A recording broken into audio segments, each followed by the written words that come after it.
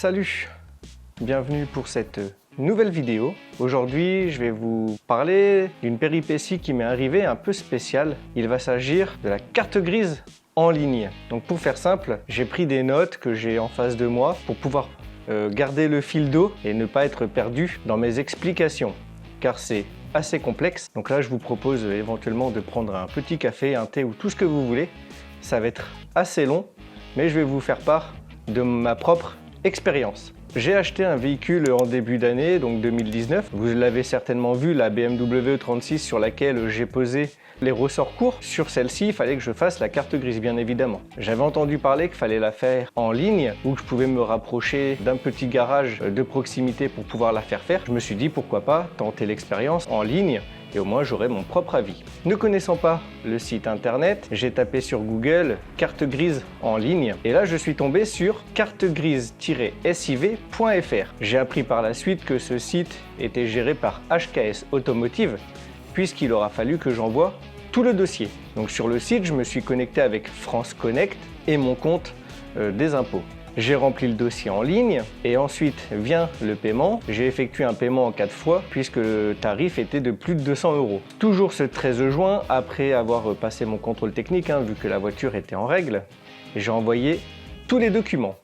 Le 24 juin, donc j'essaye de prendre contact avec le site cartegrise-siv.fr et là, le numéro me dit qu'il n'existe pas ou est erroné. Étant donné que j'avais envoyé le dossier à HKS Automotive, sur Google, j'ai recherché donc le numéro. J'ai enfin réussi à prendre contact avec eux et savoir où en était mon dossier.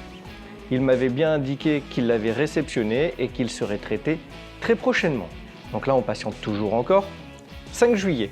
Réception d'un mail m'indiquant que la déclaration de cession est non conforme. Et c'est là que tout se complique. Mon vendeur avait déjà vendu donc, le véhicule à un premier acquéreur. Ce premier acquéreur, faisant des devis un peu à droite à gauche, en avait pour une somme assez exorbitante et donc a demandé l'annulation de la vente au vendeur. Donc ils se sont débrouillés, le vendeur a récupéré le bien, a restitué l'argent au premier acquéreur. Et là en fait, comme moi, à ma première expérience, je ne savais pas qu'il fallait faire une démarche en ligne et d'annulation de vente pour le déposer en préfecture lorsque les papiers sont déjà déclarés pour la cession. C'est là que ça se complique. Donc j'appelle HKS, afin de leur demander le pourquoi du comment. Ensuite, donc HKS me dit que pour débloquer la situation, il faut que je me rapproche de l'ANTS. Et donc c'est là en fait le site officiel pour pouvoir faire les cartes grises. C'est l'Agence nationale des titres sécurisés, si je ne dis pas de bêtises. Donc le 9 juillet, j'ouvre une demande en ligne auprès de l'ANTS. Je leur décris complètement la situation. Heureusement que j'avais fait une photocopie de tout mon dossier. J'ai pu donc envoyer les copies scannées sur le site de l'ANTS avec donc tout le détail de la situation. Là, l'attente fut très longue. 21 août, donc plus d'un mois. La demande est enfin traitée et on me demande de fournir une déclaration de cession entre le premier acheteur et moi. Chose impossible puisque je ne le connais pas. J'allais pas faire un faux certificat ou quoi que ce soit. C'est interdit, c'est punissable d'amende et d'emprisonnement. Donc voilà, on reste dans les règles. Et je n'avais plus non plus contact avec le vendeur parce que moi, une fois que la transaction est faite, j'ai acheté le véhicule en tout état de cause. Il y avait beaucoup de frais à faire dessus, vendu sans contrôle technique. Je savais à quoi m'en tenir. Là, n'ayant plus contact ni avec le vendeur et encore moins avec le premier acheteur, j'étais dans une impasse. 22 août, donc demande rejetée par l'ANTS. Et là, je me demande qu'est-ce que je peux bien faire. Donc j'appelle au téléphone, donc l'ANTS, aussitôt la lecture du SMS me disant que ma demande avait été rejetée. L'opératrice, très aimable, me guide, m'indique de refaire la même démarche. Donc là, on recommence. Nouvelle demande en ligne, je remets donc tous les documents, je explique la situation, comme quoi que je n'arrive pas à débloquer la situation avec le premier acheteur et qu'il n'y a pas eu de demande d'annulation de fait. Vu qu'elle comprend bien que je n'ai aucun contact, elle me dit qu'il faut que j'aille au commissariat de police le plus proche de mon domicile et que je dois faire un dépôt de plainte ou bien une main courante. 26 août, donc selon mes disponibilités avec mon travail. Je me rends donc au commissariat de police et là l'agent de police refuse clairement de prendre ma main courante, mon dépôt de plainte. Pour eux, c'est un problème d'administration, donc c'est à la préfecture de s'en occuper. Je vais vous mettre un petit extrait audio. Moi, policier, j'ai aucune emprise. Là, on est d'accord, c'est un problème de préf. Ouais. C'est un problème de carte grise. C'est même pas une escroquerie. On pourrait se débattre, à déposer plainte, faire tout ce qu'on voudrait, qu'on n'y arriverait pas. Changement de titulaire, démarche en cours, oui. Donc il n'est pas encore le titulaire, mais il a fait la démarche pour l'être. Vous me dites qu'effectivement il l'a annulé. Bah oui. Enfin, il l'a annulé. La vente, du moins, et pas les papiers. Oui, voilà, c'est ça. Résultat, vous qui faites la session, vous vous retrouvez bloqué. J'ai bien compris. Hein. Oui, bah oui, c'est Mais ça. moi, en tant que policier, là, je suis coincé. C'est vraiment un problème de préf. Alors après, comment la préfecture va vous sortir de là? Vous me posez une bonne question, j'ai jamais eu le cas. C'est simplement un problème administratif préfectoral. Donc là, il faut qu'ils vous sortent du caca d'une manière ou d'une autre. Mais c'est pas en déposant plainte que ça arrivera. Hein. Ça, c'est certain. 5 septembre, je me rends à la permanence de la préfecture de la Charente et là, l'opératrice directement à la préfecture me dit « Ah non, il faut absolument que vous alliez au commissariat déposer une main courante, c'est obligatoire pour pouvoir débloquer la situation. » Lorsque les cartes grises étaient faites directement en préfecture, vu qu'ils avaient tout le dossier et la carte grise physique, ils pouvaient s'arranger en fait en mettant le nom du titulaire de la carte grise vers votre nom. Maintenant, ce n'est plus possible, il faut obligatoirement, si vous avez le même cas que moi, un dépôt de plainte, une main courante, stipulant que vous ne pouvez pas prendre contact ni avec le vendeur, ni avec le premier acquéreur, et que vous êtes dans une impasse et que vous ne pouvez pas effectuer les démarches en ligne. Aussitôt sorti de la préfecture, je me rends à nouveau au commissariat de police, et là, enfin, un nouvel agent prend ma déposition. Aussitôt rentré, je scanne donc mon dépôt de plainte et je le transmets directement par mail à la NTS. 16 septembre, donc pour vous dire que là, 11 jours après, la situation est enfin débloquée par la NTS. Par contre, un paiement doit être effectué pour obtenir ma carte grise. Et là, donc je rappelle la NTS, je leur demande pourquoi je dois effectuer un paiement puisque j'ai déjà payé HKS. Donc la NTS me dit de me rapprocher d'HKS afin de savoir comment eux, ils voient le dossier et si éventuellement il est toujours bloqué, de faire une demande de remboursement. Donc, sur les conseils de la NTS, j'appelle HKS, je leur dis que j'ai bien réglé, que actuellement la situation est débloquée de mon côté auprès de la NTS et savoir où eux, ils en sont au niveau du dossier. Donc là, la dame regarde à son ordinateur et elle me dit non, nous on voit toujours que le dossier est bloqué. Donc si vous de votre côté c'est débloqué et que la NTS vous demande un règlement, je vous propose de vous mettre en relation avec le service remboursement.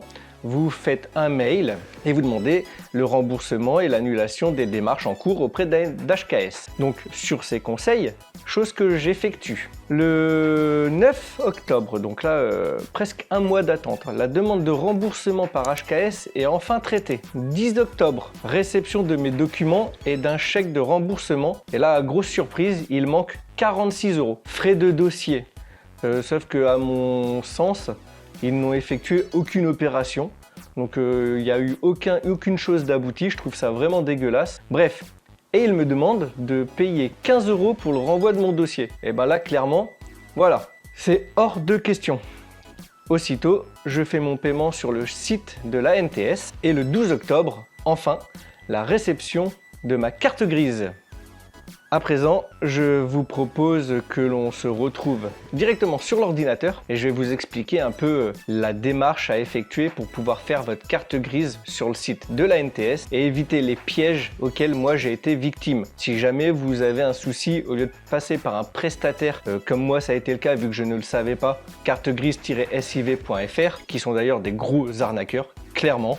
Vous avez qu'à regarder les avis à présent, ils sont vraiment très mal répertoriés alors que moi ils étaient en tête de liste. Et donc quitte à ce que ça vous coûte une prestation, autant le faire au garage du coin. Mais si vous pouvez le faire vous-même, cela va vous prendre un peu de temps, mais clairement vous allez économiser un peu d'argent. Allez, on se retrouve sur l'ordi. On se retrouve sur Google. Ici, j'avais donc tapé carte grise en ligne. Donc vous voyez ici, il y a des suggestions et j'avais cartegrise-siv.fr pour ma part. Actuellement, au 17 octobre, nous avons cartegriseminute.fr. Si vous descendez un tout petit peu plus bas, vous pouvez retrouver cartegrise-siv.fr. Mais aucunement, vous avez ANTS. Donc lorsque vous ne connaissez pas le site internet officiel du gouvernement. C'est très compliqué. Maintenant, on va se retrouver donc sur le véritable site, donc ANTS. Et là, surtout, il faut encore faire attention. Vous voyez, vous avez carte grise minute ANTS, machin, bidule, et en fait, non, c'est https://ants.gouv.fr. Vous arrivez sur ce site, donc l'Agence nationale des titres sécurisés. Donc ici, vous allez sur mon compte. Vous allez ensuite vous identifier avec un compte France Connect. Donc pour ma part, je vais sur impôts.gouv. Une fois que vous vous êtes identifié, vous arrivez donc sur cette page et là vous continuez sur le site de l'Agence nationale des titres sécurisés.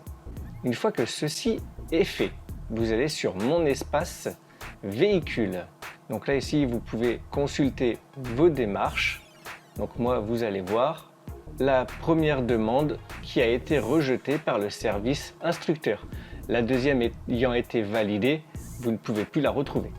Donc effectuez une nouvelle demande. Donc vous allez sur j'achète, je reçois un véhicule d'occasion, ajouter une demande. Voilà, je le fais avec vous, je ne vais pas l'envoyer. Donc pour moi-même, ici vous rentrez votre immatriculation, votre numéro de téléphone portable et ici vous avez un code de cession non. Je ne sais pas si je vais pouvoir faire démarrer la procédure. Voilà, donc là ça ne fonctionne pas. Alors, une fois que vous avez démarré la procédure, vous arrivez sur une nouvelle page où là vous aurez des documents à insérer en pièce jointe, certificat de cession, certificat de non-gage, contrôle technique, assurance, permis de conduire. Une fois ceci fait, vous envoyez votre demande. S'il manque des documents, généralement le service d'instructeur vous indique le document manquant. Une fois que tout est validé et que tout est en ordre, votre carte grise est validée. Vous avez juste à effectuer le règlement et sous 24 heures, 48 heures grand maximum, jour ouvré, vous recevez votre carte grise. Voici donc ma carte grise. Maintenant que je vous ai expliqué directement les démarches à effectuer, vous n'avez plus qu'à vous lancer et éviter les pièges auxquels j'ai été victime, entre guillemets. J'espère que ce contenu vous aura plu. N'hésitez pas à mettre un petit pouce bleu, à vous abonner à la chaîne si ce n'est pas déjà fait. Et moi je vous dis à dimanche prochain pour une nouvelle vidéo. Et je vous remercie toujours d'être de plus en plus nombreux. Allez, ciao bye!